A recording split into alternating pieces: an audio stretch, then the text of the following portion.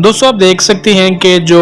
सैलाब मुतासरीन हैं किस हद तक बेचारे परेशान हैं और इमदाद के मुंतज़िर भी हैं कि कोई आए और उन्हें रहने को जगह भी मिल जाए, और उसके अलावा जो उनके प्यारे जिनकी जानों का नुकसान हो रहा है उनका भी कोई हल निकल सके। लेकिन अफसोस इस बात का है कि जो हुक्मरान हैं, हमारी जमातें हैं, वो अपनी अपनी लड़ाई में लगी हुई हैं सियासी तौर पर अपने आप को मजबूत करने के लिए और दूसरे को नीचा दिखाने के लिए तमाम तरह मामलात हो रहे हैं कि जिसकी वजह से उनकी सियासी कुव्वत में इजाफा हो और उन्हें कोई ना कोई फ़ायदा पहुंच सके। लेकिन हम देख सकते हैं कि जो सैलाब मुतासरीन की अमदादी सूरत हाल है वो उस हद तक नहीं है जिस तरह के गवर्नमेंट को उनके लिए करना चाहिए, उनके लिए अमदादी सामान भी भेजना चाहिए। वो अपने अपने कामों में मसरूफ़ हैं, लेकिन दूसरी तरफ सैलाब मुतासरीन बेचारे रो रहे हैं, उनके प्यारों का नुकसान हो रहा है, लेकिन उनकी सुनने वाला कोई भी नहीं है। आप इस वीडियो में सारा कुछ बड़ी ही